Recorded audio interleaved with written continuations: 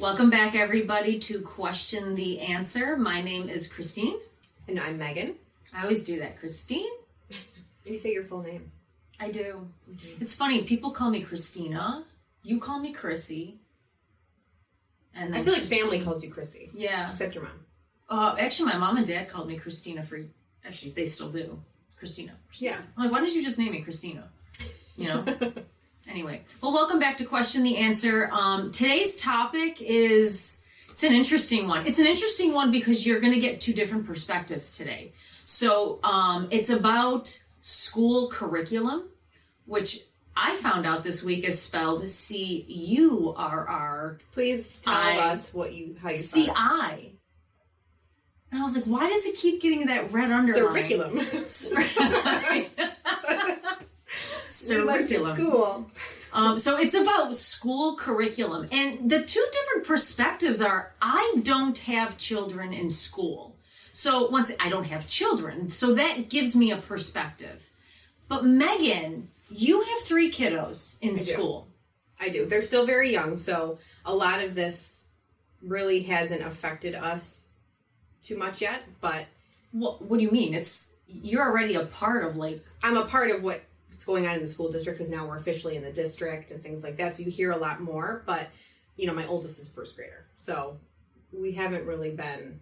Yeah, but she's pretty impressionable in first grade. That's why this is so important, because they're starting from kids at young ages that have the most impressionable minds, and that is the problem. It's this whole indoctrination of children and the effects that it's like a brainwashing. You start young, the years go by, they do this throughout, middle school, high school, and then once they get to college, you have a group of,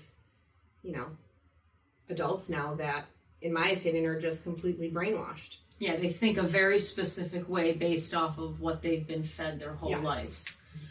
So Megan's probably going to get very emotional. I'm going to need a pulse check in the middle of during the episode.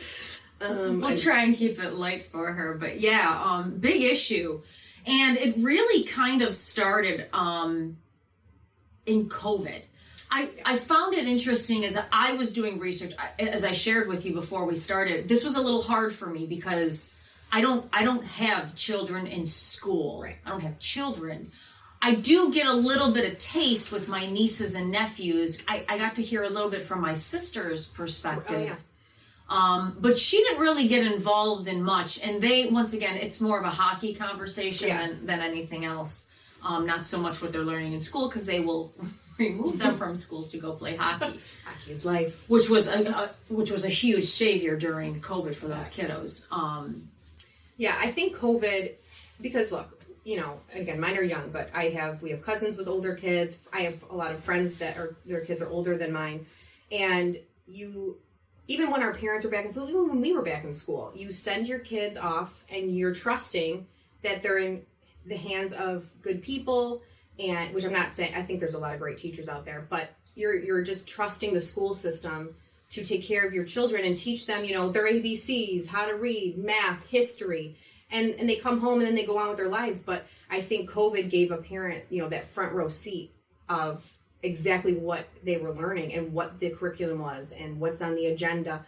And it was eye-opening for a lot of people. And it's not just, New York, it's across the No, US. This is not just a New York problem. This is an everywhere problem. So COVID hits and all the kids come home, and then they come up with this idea to let's put them on screens and teach them from screens. Now, what was interesting as I was reading was moms and dads first kind of got a hint that their voices didn't mean anything when they were like, this learning isn't really working. In fact, it's not effective. Crap. We want the kids to go back to school. And it seemed as though the schools very much, especially the Board of Education, do you know that not to get back on COVID, but do you know that they did a study here in New York that showed where the epicenter of COVID was happening? Do you know where the most what places had the highest transmission rates? Grocery stores. In fact, schools were 1% of the transmission rates. Yeah, schools were always low. It never really affected children on a grand scale, yet they wanted to keep the kids out of school. So I believe that was the first time that you as a mom or, your husband as a dad, where you were like, well, wait a minute, nobody's listening to us. Right. But then you're also like, again, mine are very small. So at the time, it was kindergarten. So what are you really trying to get your kid to do virtually for that? But again, I know a lot of people with older, it's like, let's read a book. No. Okay.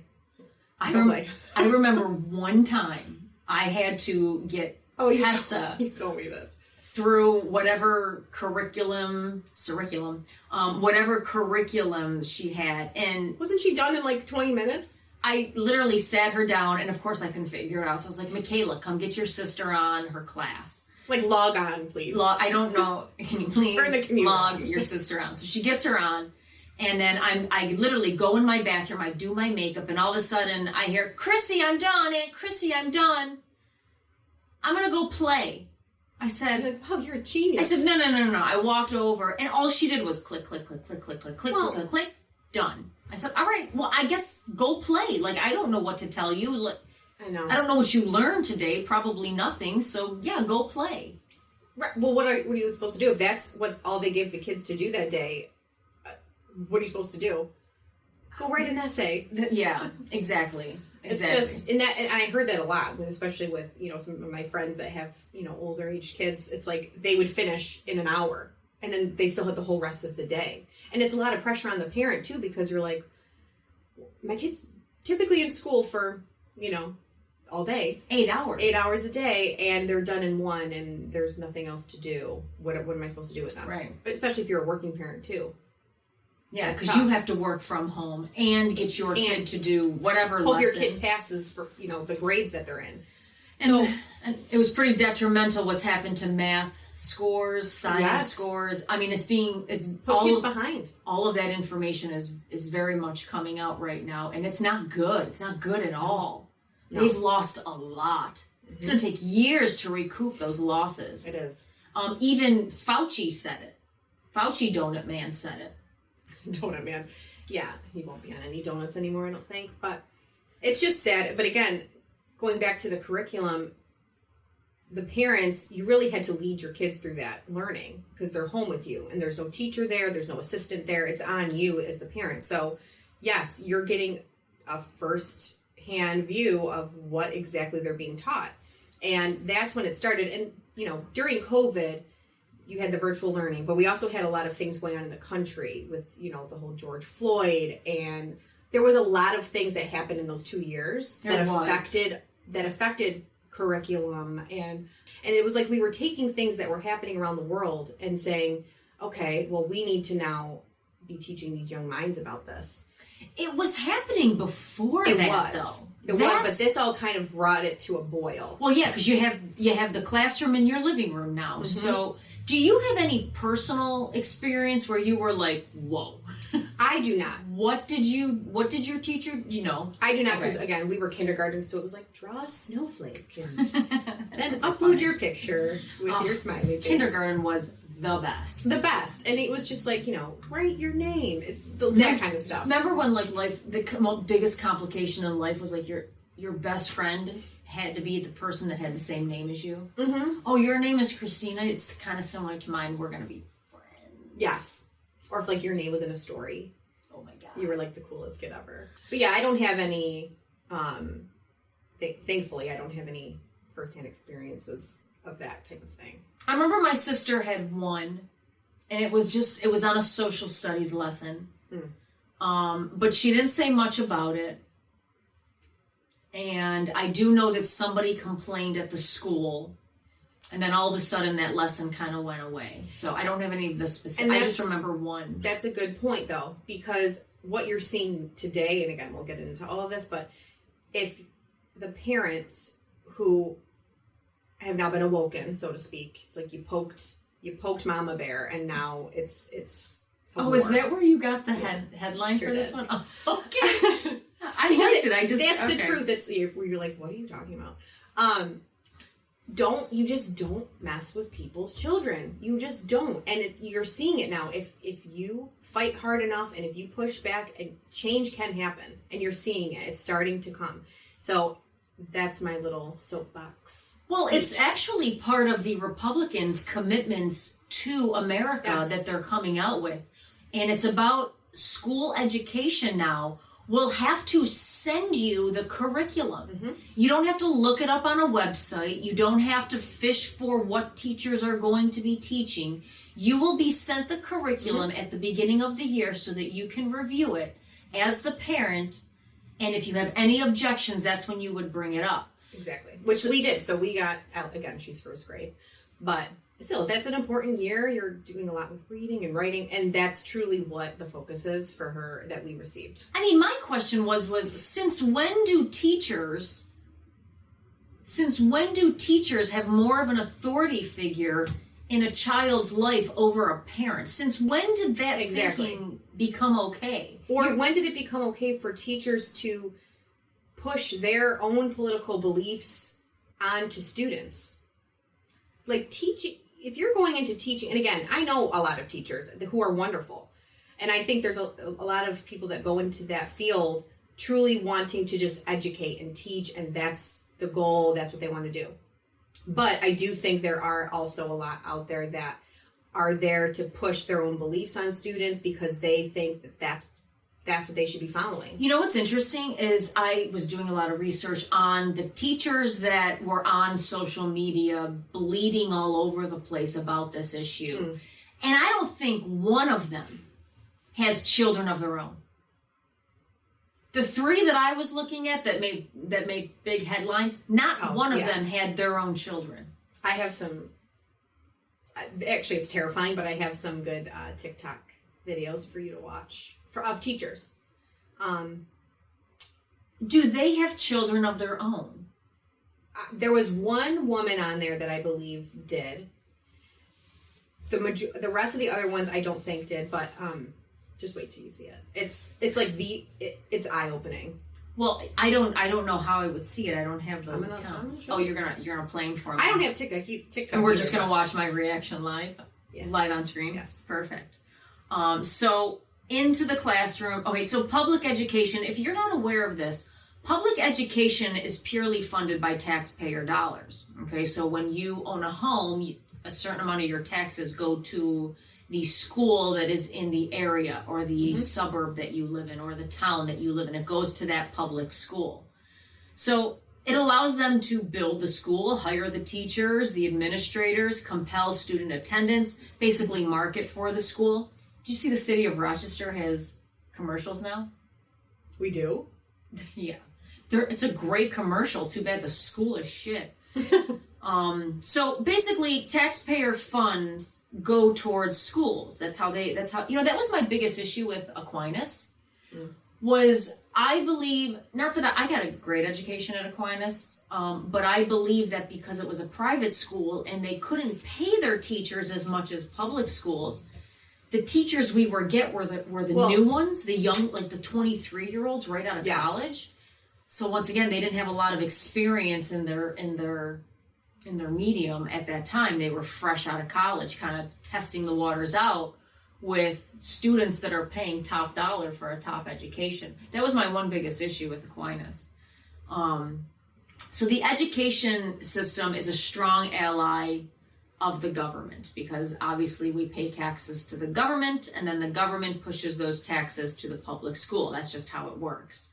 So that's interesting because that can kind of intertwine government, which has become very divided politically. Now that's being intertwined into just simple education for young children and young adults. I mean, and if you look at it, the government has been so gung-ho about pushing this kind of woke leftist agenda, in my opinion, and you see that coming out into the school systems and what they're trying to put into their education curriculums and all of that. And I just don't think it's right. Well, it's not math and science. It's not. It's a very emotional way of teaching, and I broke it down, which we will get to later in the podcast. It's called social emotional learning, and it's scary. It's really, really scary. So basically, we're just we're just raising a bunch of emotional head cases based off of the curriculum now they're pushing in schools. Because you have to understand, emotion is important, but logic is also important. And you can't have one outshadow, they should be equal. So around the time of April 27th in 2021, so now we're into the Biden administration, all right, which is having a doozy of a couple years, just pissing everybody off. So around April 27th, Department of Education, that was who I was looking for. The Department of Education issued new regulations that state every school in America must incorporate anti-racist practices into teaching and learning. Now, at surface level, that sounds like a really good idea, right? Sure. I mean, that sounds like a social studies lesson, like you and I growing up. I mean, we went through the slavery and how America treated African Americans. Yes. To me, which you should be taught. I mean, that's part of our history. That it should absolutely be part of your curriculum, part of your history learning, of course. I mean, there were a lot of amazing humans that came out of those movements. I mean, Martin Luther King is one of them. Yes. Harriet Tubman. I mean, so that to me on surface level is like that's a really good thing to do. But both public and private schools have become immersed in identity politics. So it's not that we're going to teach anti-racist things. We're going to teach those things through something called identity politics, which is basically you need to identify with this version of politics, this belief system of politics, which obviously, because we are so divided, it's either going to be red or blue. All right? Mm-hmm. Yes? Mm-hmm. All right, so many teachers and school administrators see themselves currently not as educators, but as activists. Absolutely. Eager to pull aside education, throw out traditional curriculums in favor of radical leftist curriculums that teach kids to hate their country and instruct kids to treat each other not as individuals, but as members of an identity group who assign value based on immutable qualities like color of their skin, gender, sexual orientation. And those things, I feel like, have become the main focus of schools, which is so wrong and mind-blowing to me. I find this very confusing because here's how my mind builds things. We all want to be equal, right? Mm-hmm. We all want to be looked at the same and be treated the same, and all the same things are available to every type of person on the planet. Why are we creating more labels? Exactly. That's what doesn't make any sense. So if we're all equal, why do we need these labels of? But now it's got to be, if you don't have a label, you're the minority. If you don't have a label. But the label to me is just you're backing yourself into a corner. Exactly. But now you're pushing things again in these schools, and especially with, like high school age kids, these sort of like ethnic studies. So like you were saying, it's if you're focusing on race, if you're white, it's like you should be ashamed of how privileged you are. Well, let's not even go there yet. That one I do want to address, because once again, I'm more concerned with why we think that more labels is going to make us more equal. No, it's just going to separate us into more boxes. And not only that, it's going to confuse the hell out of people. Like, think about if you're a young kid, yeah, right? Really. I mean, seriously, if you're a young kid and now all of a sudden you're at school and you're being asked about what pronouns you go by or what you identify as today. And when some kids are probably thinking, well, I'm a girl or I'm a boy, it's like, well, you could be a plant. You could be... That's kind of where it's headed. There's already someone who identifies as a cat. Oh, I know. There's furry clubs. There's furry clubs in schools now, okay? They're called They're called the furries. And...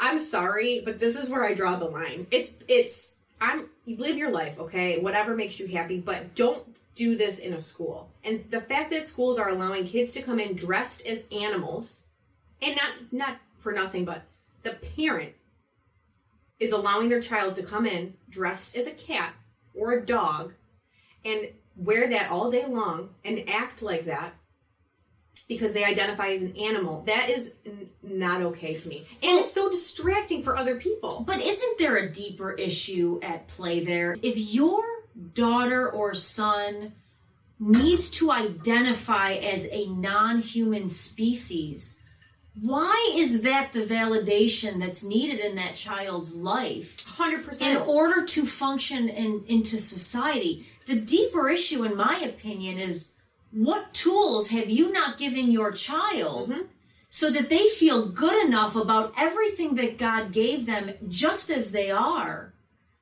that they need to associate with something so bizarre and so far to from feel what they some are. type of acceptance or validity? To me, it's like, my guess is it's an absent parent. My guess it's a parent who probably, I don't know. It could be a lot of things. I'm not a parent, so it's very hard for me to judge parents, although I do, but it's once again, it's a perspective I have to be careful with. But to me, it's so much deeper than, well, she just wants to be a cat today. So. No, of course it is. It all is. It all is. It stems from something. And like you said, it's that need of like acceptance or, attention or something. And I think that all it starts with the home, whatever is going on in the home. And it's sad almost. Well, why are these labels so important to have? Like You're part of something. in my corporation, like there are some people that like list out their pronouns, and it's, Yes. I guess to me, it's like, you can call me whatever you want. I don't need your validation to know what I am. I don't really get offended by what other people call me or think that I am, because I know exactly who I am. I think it's just again, if that's how you feel and that's how you're Chrissy, you want your pronoun to be he, him, okay. But I'm just going to call you Chrissy.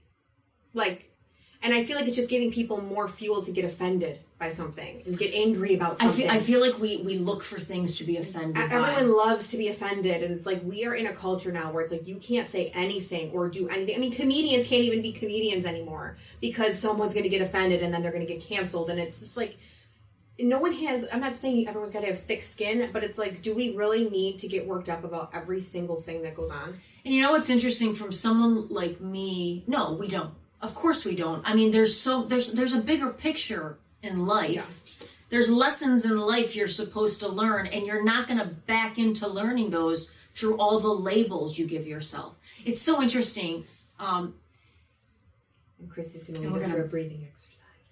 And meditate. I'm the worst meditator in the world. I'd rather just go do I know, yoga. I feel like I would just think, okay, what do we got to do next? I just think the whole time, like, Yeah. I'm doing this wrong, I'm doing it wrong.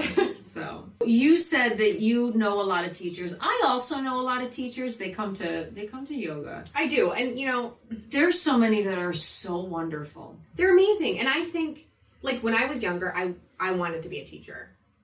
That was what I was going to be. Really? I was obsessed. Yes. I didn't know that about you. I played teacher all the time. You did? Oh my God. That was your dress. Yes, I was teacher. Like, loved it. And then I got older. I worked at a school for, throughout high school and college for like 10 years. And then I thought, not for me. Really? Yeah. I didn't know that about you. Yeah. So I was also around a lot of teachers and who truly were amazing. And the patience, I mean, you're dealing with other people's kids. I could never every do it. day, all day. Okay? That takes a special person. I mean, I'd rather slam my face against the wall. That takes a special person, okay? Because, you could have kids that are well-behaved, great. I mean, but you're always going to have a mix. Well, the behavior issues after COVID have sent, some of these teachers over the deep end. I believe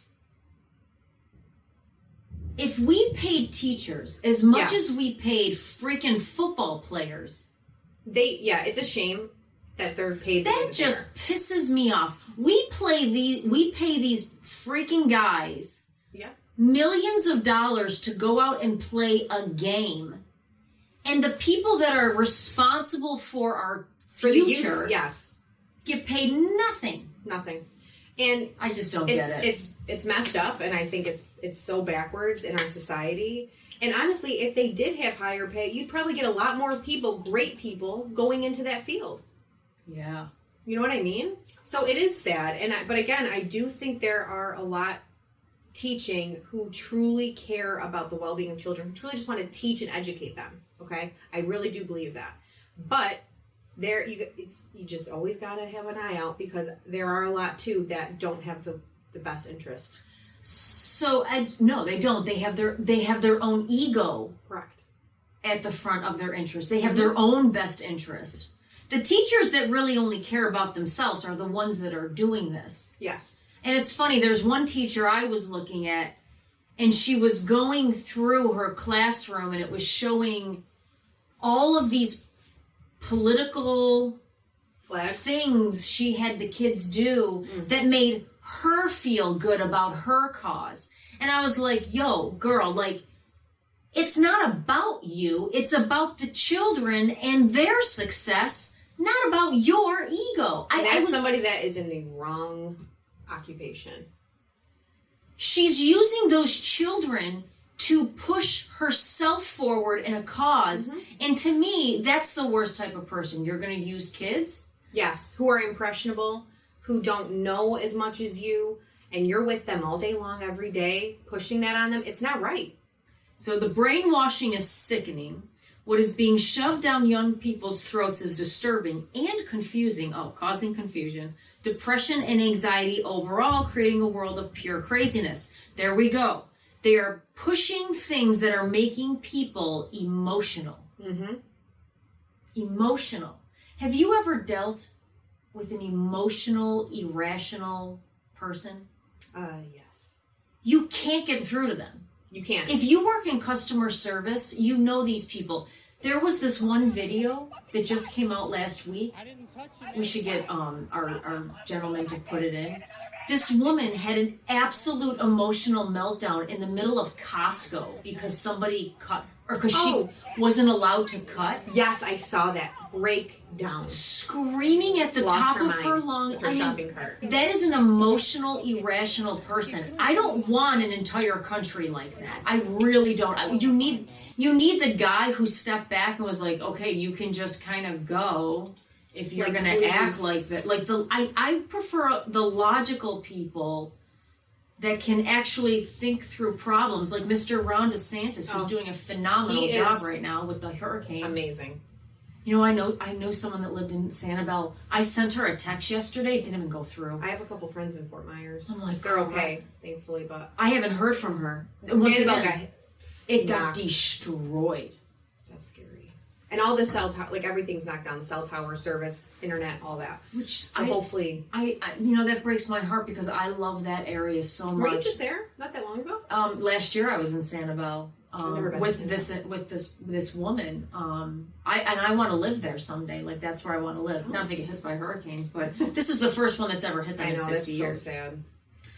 All right, so CRT. It's funny. You and I both posted a definition. I thought Google's definition was pretty slap you across the face, which is kind of surprising. Yeah, critical race theory is a cross-disciplinary examination by here we go, by social and civil rights scholars, not academics, and activists, not academics, to explore how laws, social and political, there's the word, political, movements, and media shape and are shaped by social conceptions of race and ethnicity.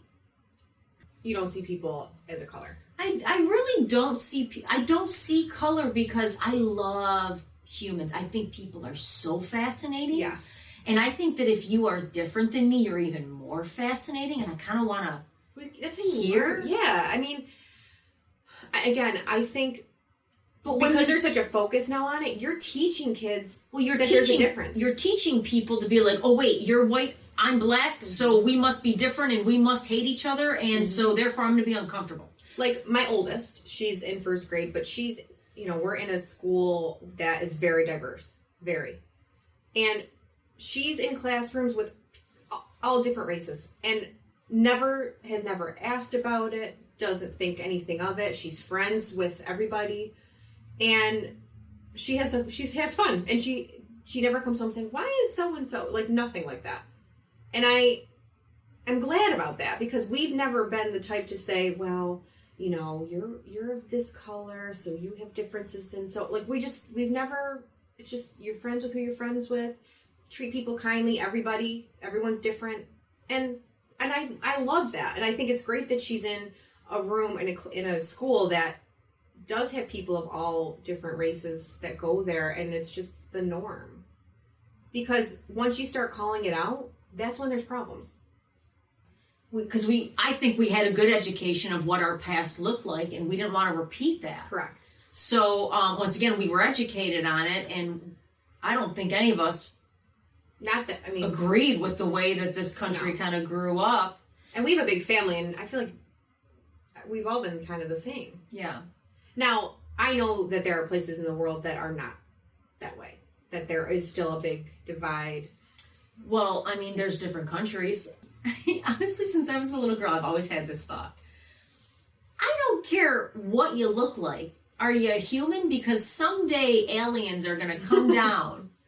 And I'm just going to They may have already. We don't know. I'm just going to look for human at that point. You know what I mean? Like, To me, it's like when the aliens come down, maybe we'll all start getting along about this. I don't know. Or are we all going to be like, take me, please? Take me, I know. I volunteer as tribute. Like, take me, please. Tribute.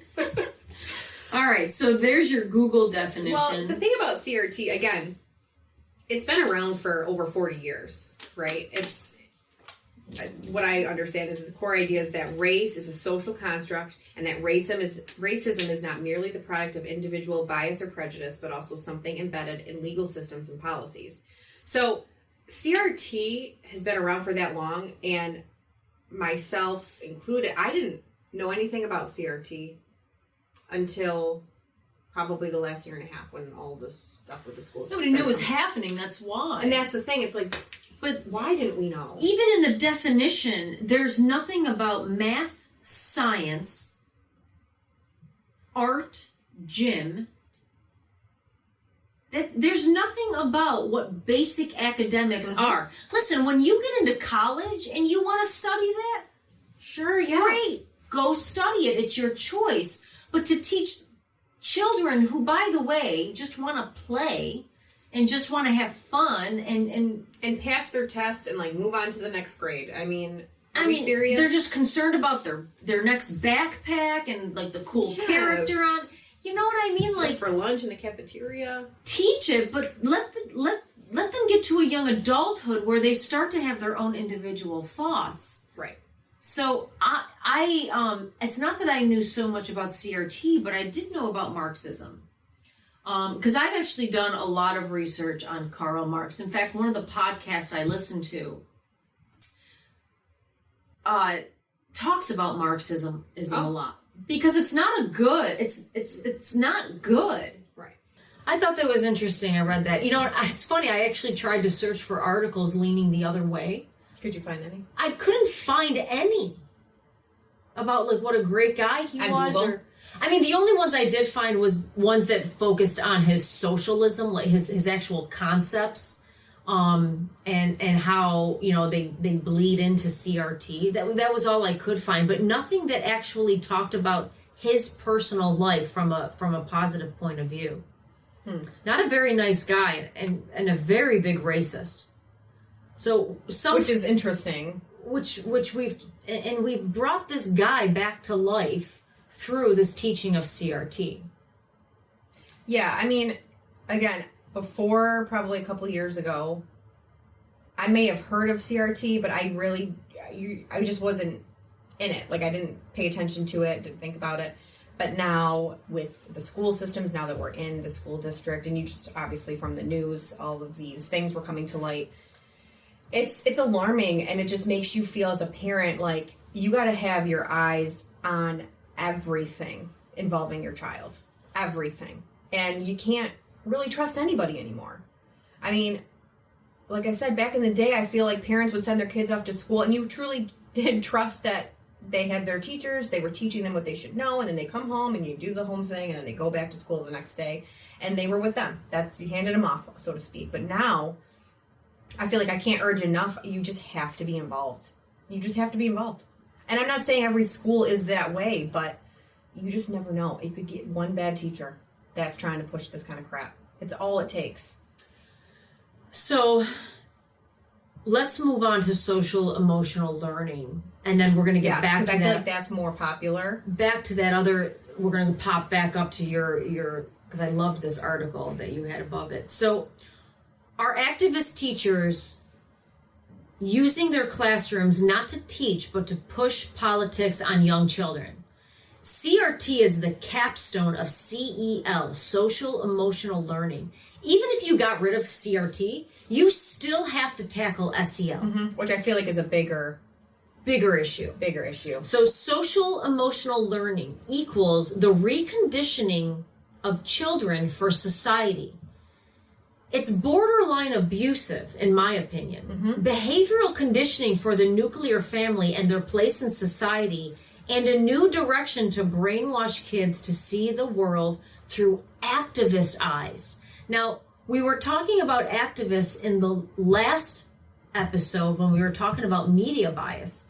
And activists have a very, very set opinion. And I believe the definition was close-minded. Well, yes, because they're pushing for what they truly believe. They're fighting for that cause.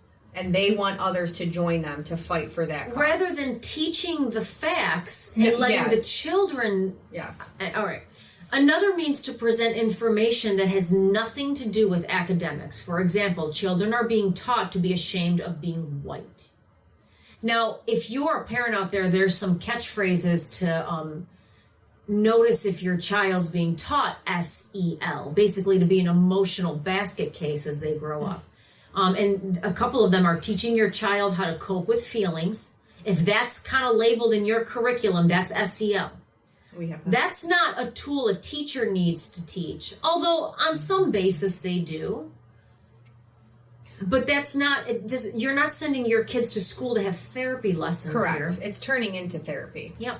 Another SEL catchphrase is manage emotions, develop identities. That's another one, okay? You as the parent need to help your child develop their own identity. That's your job as a parent.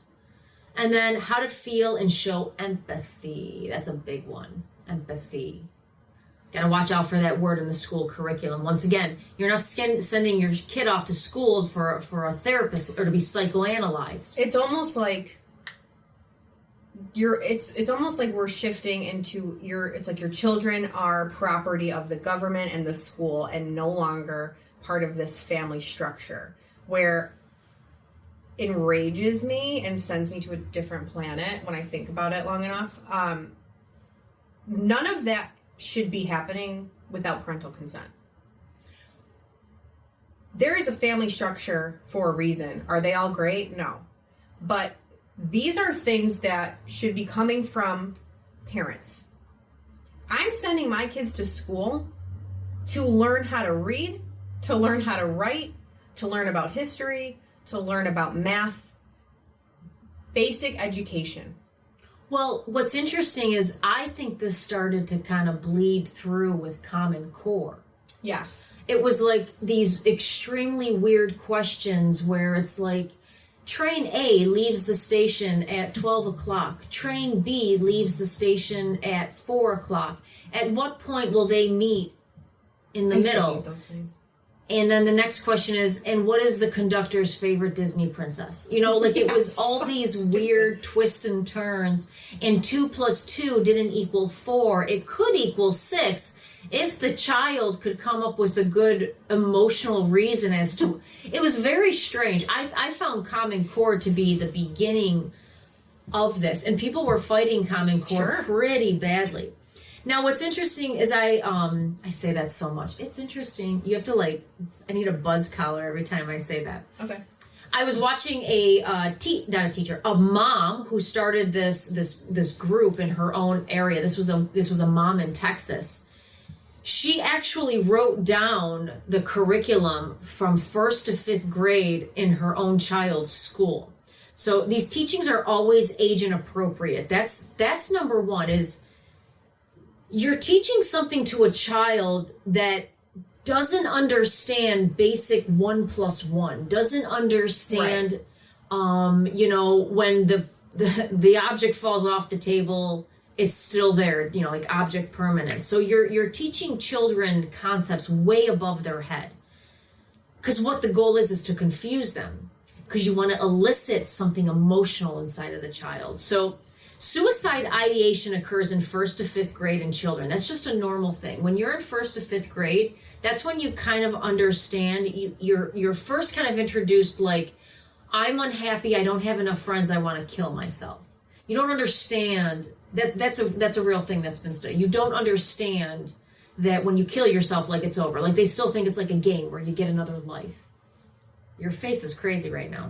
Because I feel like that's wild, but... Think about teaching these kids about suicide at 7 years old. So No. you can, and then there's also cannibalism and murder, graphic death, and then you load in anti-America. So here's indoctrination into a dark, hopeless society. This is the curriculum in this woman's school.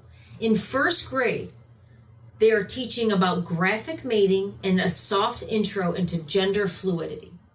1st grade. How old is that? That's my daughter's age. Six? Okay. Wow. Okay, 2nd grade. In the curriculum, No. anti-police and anti-fire department. No. Why would you? Why? We just want to let the fire burn the building Why? down. Why would you be anti-fire department? Okay. 3rd grade, anti-church, murder. 4th grade, rape, adultery, and scalping of human victims. What is this? This was in her kid's school curriculum? She pulled this from the school's curriculum on the website. Are you serious? This was public. Scalping of human victims. Okay, kids, and for today's lesson, we're going to turn on the Jeffrey Dahmer documentary. Like, what? But this is things, like, this is common sense. This is why it's terrifying that you have to even argue about this. This is why people are taking kids out of public schools and either sending them to private or homeschooling. Homeschooling rates are up major right now, and it's for crap like this. Well, I mean, I can't, like, this is where you have shaken a corner, I think is your choice saying. So teachers are taking these dark topics and weaving them into grammar lessons on a day-to-day basis. So we're going to learn about adjectives today, and we're going to read about the Afghanistan woman who got murdered for not, you know what I mean? Like, so they're weaving and these they're phrasing it in like political ideation stories into simple grammar lessons. So the end goal is to confuse the child because the topics are way over their head, and train what's called an emotional thinker. Everything is very emotional because I'm very confused. So logic and rationale are lost. So when Tessa looked at her teacher, asked to go to the bathroom, and the teacher told her to hold on 1 second. So she decides to take herself to the bathroom, which is a no-no in schools. You're not allowed to leave the classroom. And she gets a call home. And my sister says, "Why did you leave the classroom?" And she looked at her mother and says, "Well, Mommy, it was either go to the bathroom on my own and solve the problem, or pee my pants and wait for the teacher." That is a logical thinker. Mm-hmm. And good. I mean, it's good for her. It's a logical way to think. Solve the problem on my own or pee my pants. Like, what sounds better here? So once again, when logic and rationale are lost, you have that people like that woman who lost her, literally went batshit crazy in the middle of Costco about standing in a line. So does this play into the astronomical rates of depression and suicide in young kids today? You have to see a correlation to that. If you raise a bunch of emotional thinkers, you teach them about suicide during the time they're questioning their own existence on Earth because one little thing goes wrong. They're over emotional about it, and now more kids than ever have all of these issues, and unfortunately some are actually turning to suicide. And then we wonder. All this, and it all leads up to one thing. It all leads up to one thing, Meg. Because they got to get them nice and emotional when they're younger, so that when they're older, they can be taught what's called action civics. Do you know what that is? How to protest That's what action they're civics. teaching that in schools now. It's how to protest, and it's not how to go out and peacefully No. protest. It's how to burn the buildings And who to down. target. Mm-hmm. Yeah. So it's all leading towards one thing, and you have to, once again, you have to start shaping them from when they're younger. You got to get them nice and emotional. Yeah, there was actually that group Project Veritas, who I love. They exposed, speaking of the protesting, there was a teacher in New York City, surprise, who was encouraging his students to engage in violent protests. And he's on video, and I have a clip. Encouraging them? Yes, encouraging them. Oh my God. Teaching them. He was caught on video with this, and Project Veritas exposed him, and he did get fired. But that's what I'm talking about. Like, there's teachers out there that are using children push their own cause. Mm-hmm. Yeah. Listen, you want a platform to stand on it because you believe in something? Fine, but don't use... Do it on your own time. Somebody else and their platform. Go on one of the 50 social media platforms we have now and do your little rant. And same thing in California. There was, which again, New York, California, this man, Gabriel Gipe, he was fired. Again, it was another Project Veritas footage. He was also on video saying that he had his students pledge allegiance to the Antifa flag that he had hanging in his classroom.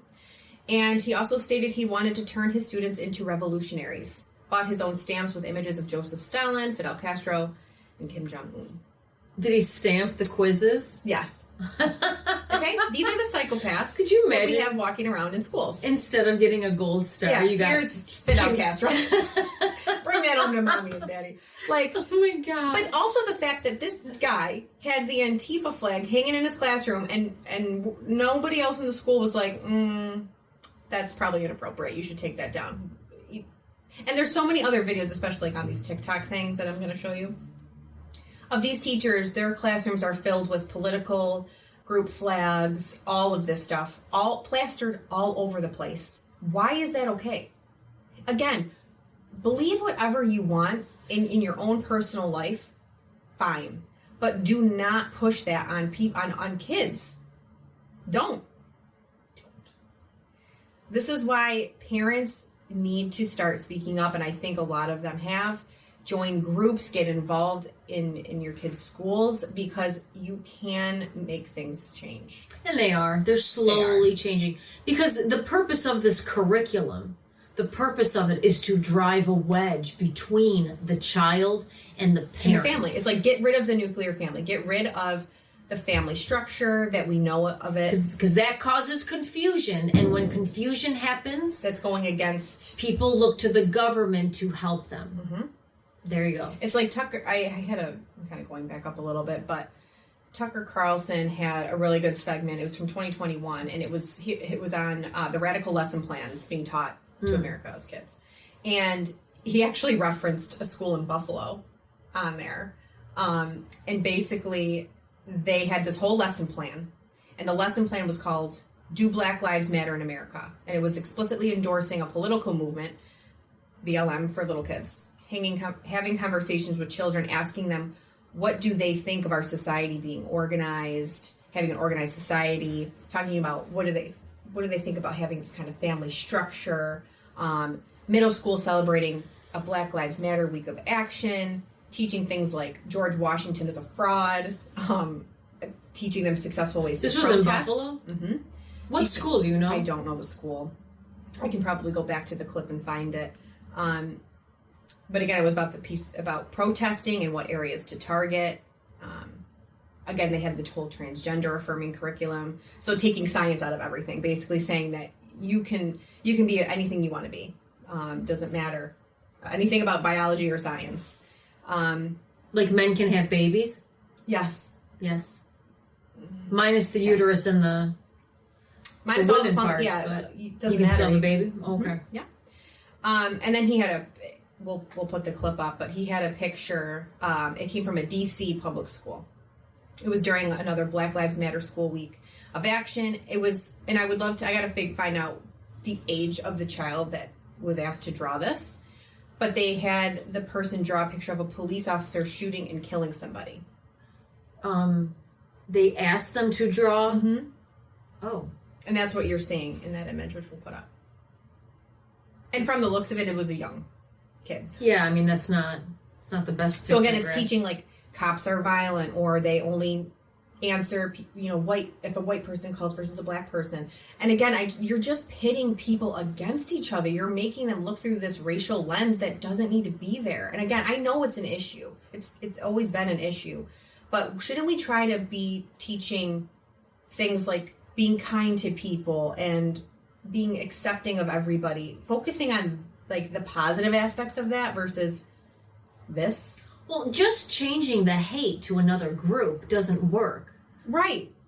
It's kind of like student loan forgiveness. It's not student loan forgiveness, it's student but I feel like we're loan transfer. Yeah, we're just so focused, though, on the negativity of everything.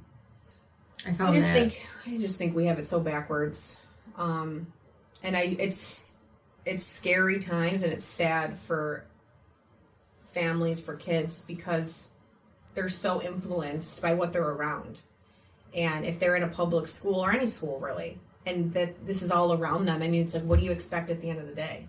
You just got to hope you have a strong family base that can help guide them through it. Yeah. Because you can't keep them in a bubble. Yeah, you can't be an absent parent right now. No. You cannot be because, the responsibility falls on the parents as well. Of course. So, and that's what I love about you is you feel very strongly about this, so you got involved based off of your beliefs as an adult. Yes, because like I said, you just got to keep one eye open, and you have to know what's going on. And my children are my children; they are my responsibility, and whatever is being said to them, taught to them, it's also got to be said to me. Like, that's just how I look at it. Well, at the end of the day, you're responsible for them. Mm-hmm. So, yes. Yeah. So this is a tough one. It is tough. This is a tough one. It hits close to home for a lot of people. And there's a lot. Once again, it's you and I. It's uncomfortable for us to talk about. I can't imagine being a child and being fed this. No. Not taught this, you're being fed it. Right. Because if you were being taught it, you would be taught to look at all different types of sides, all different types of, but you're being shown just one version of it, which means you're being fed it. And these children don't understand, they really don't have the mental capacity to understand. And I feel for the teachers too, who are trying to fight against some of this curriculum and who are just trying to do a good job. Like, I do feel for them, because it's got to be wild out there for them. So the Cornell Ivy League biology professor, that's about an hour and a half away from here, Cornell University. This is his quote: "Critical race theory, which is based on postmodernist, Karl Marx, assumption that there is no truth, there's no objective truth. So 2 + 2 doesn't equal 4, it equals whatever you want. It's just a no-starter for me. You could create any fantasy land you want. It has nothing to do with reality. And, frankly, the way it's used, it causes fear and terror in all of the people that are afraid to answer the mantra the way they believe it should be answered."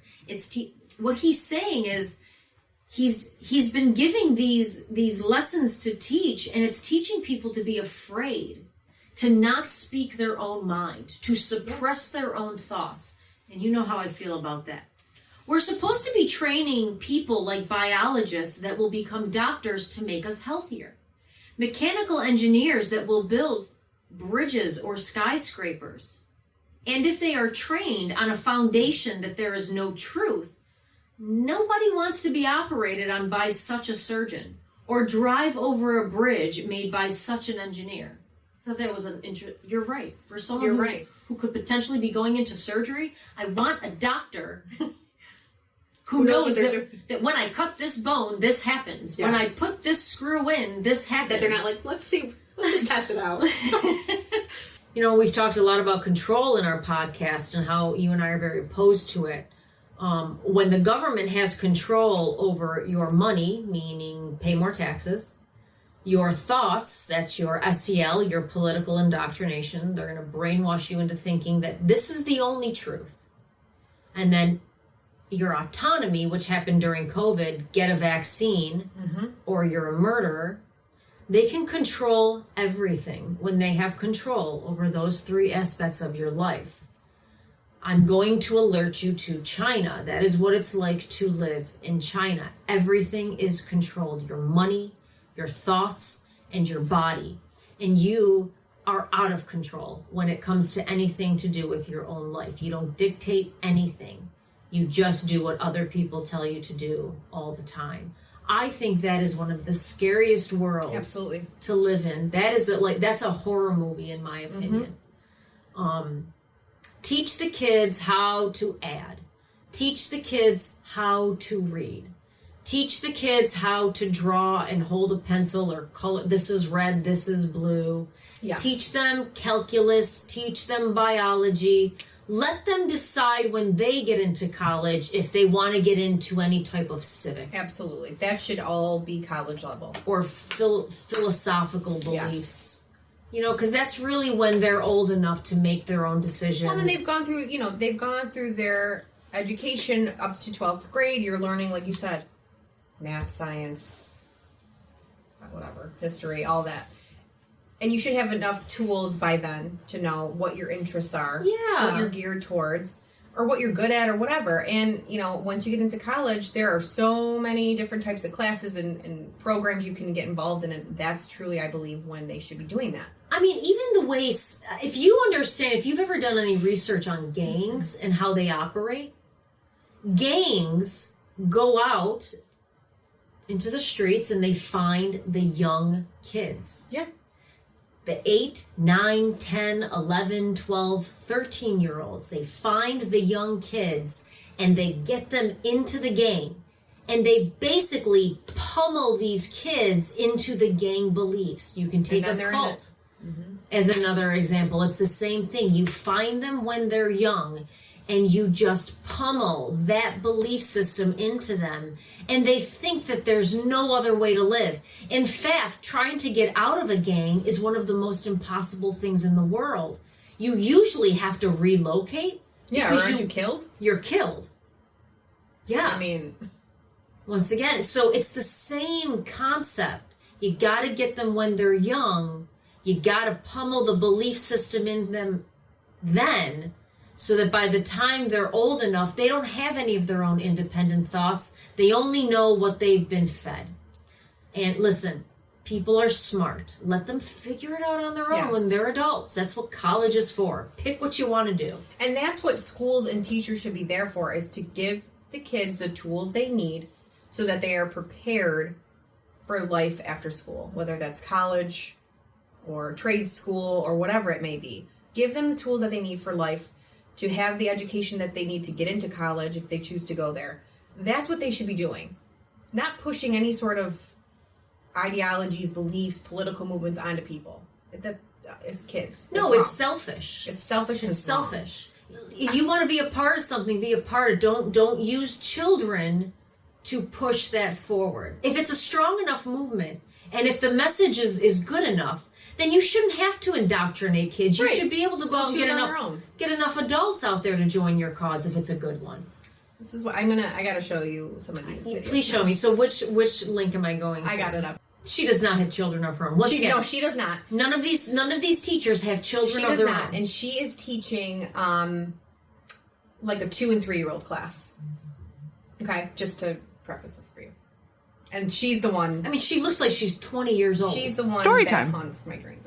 This has been my first year in preschool with a class of my own, teaching alongside another queer neurodivergent educator, and we have been rocking our twos class. We've been talking about gender and skin color and consent and empathy and our bodies and autonomy. It's been fabulous. 2-year-olds. But our teaching team is shifting and a new person is being onboarded, someone with many years of experience. So today at the lunch table, when the topic of gender and genitals came up, one of our students plainly looked up and said, "Well, I'm a girl today, but I know that teacher Co isn't. No, they're NB."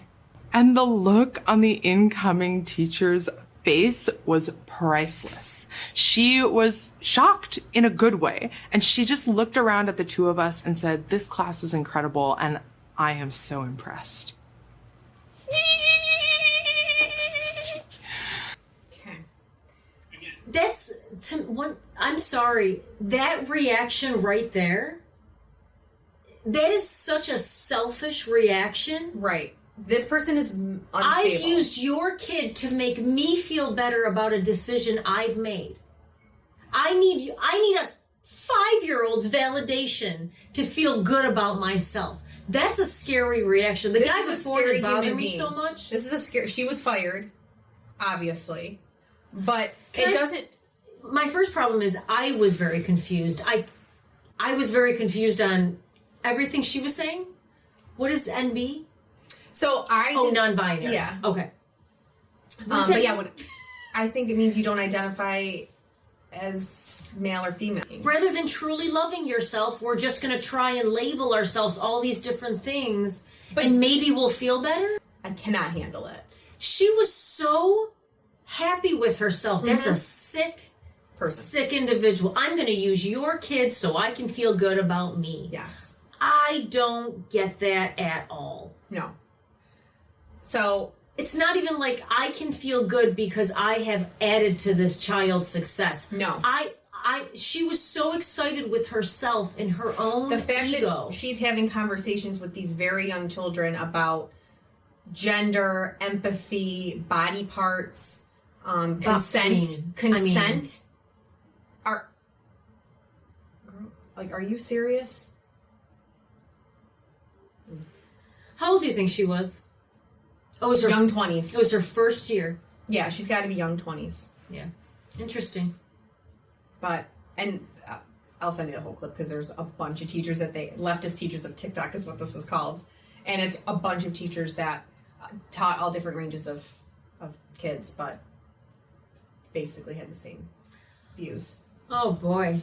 Mm-hmm. So if that doesn't make I just find it incredibly self-absorbed. Your job is to make those children succeed. Your job is not to validate your own life decisions. Right. And I think that's what we as parents have to be careful about. It's what goes on in these schools. And once again, it's not the decision I care about that you've made for yourself. No. I care about the fact that you're using the child to validate that you need to feel good about yourself of the life decision, meaning something else to me. But exactly. So I have one.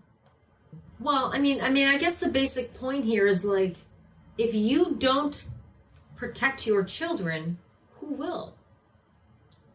Okay, you have to. Oh, here we go. Wait, there's a certain time mark. She's another one.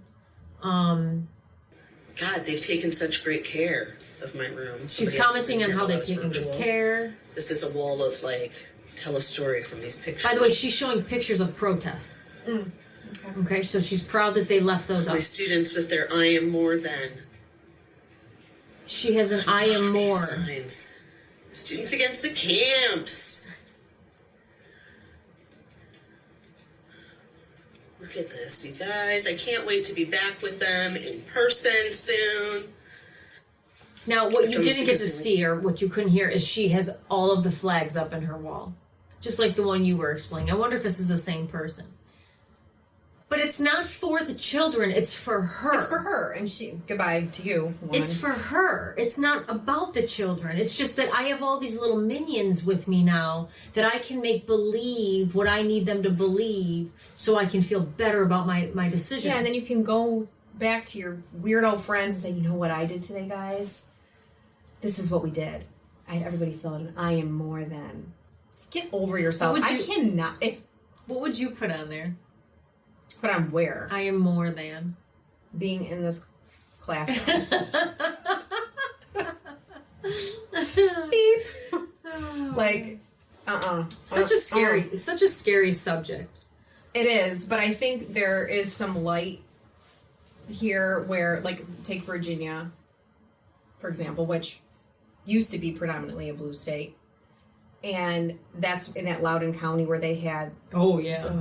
Which, Well, what's the Loudoun... I mean, we have 9 minutes left to go through that. Loudoun County story about a dad who, by the way, is still facing these charges. Which is beyond me. Because a little boy raped his 14. Daughter. Mm-hmm. Transgender little boy raped his daughter. In the girls' bathroom. And then the school board hid it. Well, he did this at another school first, and then was transferred to a different school where it happened again. Because they were so busy trying to protect their transgender policy, and he that was allowed to boys stay. and girls can go in the same And he was bathroom allowed to stay in the district knowing what happened at that first school. I mean, it was sodomy, just so everyone understands. Yes. It's not like he, made it to second base. It was full sodomy. That's rape. And the school was like, oh, well, you're transgender, so it's okay. Yeah, they tried to, minimize it, hide it, and then it blew up. And the father of this girl, as any father would be. He was labeled a terrorist. Yes, he was labeled a terrorist. Because he got upset at the school board meeting. I mean, if my father didn't get upset at the school board meeting, I'd be really upset with my father. No one, who's going to protect me? This poor little girl, everyone knows her name, everyone knows what's happened to her, and this school board did this. They did this, they allowed it. Over a policy. They allowed it. And this, again, we're talking about 14, 15-year-old kids that were allowing, and rape. And rape. For a policy that is bogus to me at this point in time at a school. Apparently rape doesn't matter if you're a transgender. I don't know what has to do with one, what one has to do with the other. They're both, transgender or not, you still have body parts that can rape. I don't think it matters what you are. If you're a furry, it's all the same, okay? Let's use our brains for a second. We should dress up as furries next week. Maybe for Halloween. No, but that'll be offensive. I do. That'll be offensive. Halloween. New Parent Right Act. So basically, it will restore parental rights in Virginia. Again, this is something that is common sense, but we have to push for these things now. But basically, it's giving only parents, not the school, not the government, just the parents, to make decisions for their children that pertain to the care, custody, and control of their children. So parents need to consent to counseling pertaining to gender. If their child does want to use different pronouns, the parents have to give consent to the schools to use that, and they need to know about it. It gives them consent to what they're being taught, they want to know the information. So I think that's a win, especially in Virginia, where obviously all this went down. And my point is, change can happen, but you have to push for it. You have to fight for it. And there's a lot of these groups popping up, which is nice to see. Because once again, it's my true belief, if you're not going to fight for your children, don't expect anyone else to. You have to get involved. Yes, there's a lot of groups now. There's those Moms for Liberty groups. You got involved in, you made a big change in your own school district when that district decided to send the poisonous COVID test home with the children. Mm-hmm. Yeah. Yeah, here's the test with poison in it. Give it to the 5-year-old to put in the book bag to bring home. When I don't. If anyone has a young child, it's just in their DNA to pick apart or open up a box, any box. It could be an empty box. It's just they're gonna open it. They're gonna get their hands on it. I don't think I'm the only one that. And then that kind fill of it with poison. and then do things with it. Again, it's just it's we lost our brains. We're just going along with what we're being told. We're little sheep, and the government said we got to send these home, so we're just going to do it. And we have no thought of, well, wait a second, let's pause. Honest to God, Megan, you probably saved someone's life. I don't know if I did. I don't think anything really happened from it, but I know that my kid wasn't sent home with a test kit anymore. Yeah. And that's my child. That's who I'm responsible for. That's who I care about. If it's different for everybody, but you have to speak up and step up for your kids. And I used to not be I used to not be like that. But again, I'm new to all of this, and I'm seeing a lot of things. Well, you were the mama bear who got poked. Yeah, they poked me. They did poke you. Well, and all this stuff pokes me. I think it pokes every parent. It's just, but again, there's some good groups coming out there. There are people who truly want to help and push for what's right for these kids. And I think that's great. There was a documentary that came out last March. Actually, no, this March. It's called Whose Children Are They? It was I think it was in our theaters for a limited time, which I'm shocked that it was even allowed in our theaters. In New York, I know. But really, it just exposes the hidden agenda in public schools. And and what parents should be aware of. And I think you can now watch it online or download it and watch it. And again, just those groups I was talking about, like the Liberty groups. And there's different chapters now in all these different locations that I think if your kid's in a school, you need to be part of some kind of group just to kind of keep a pulse on what's going on. I mean, teach children to be free and independent thinkers that can add, multiply, subtract, because the whole world runs on simple math, that can read, that can write. Mm-hmm. That is what school is for, in my opinion. I wish they would actually, instead of adding this crap in, they would teach people how to buy a house. They would teach people 100%. how to fill out a check. There are so many more real life classes that they should put in high schools. That we could help how to kids sew. with.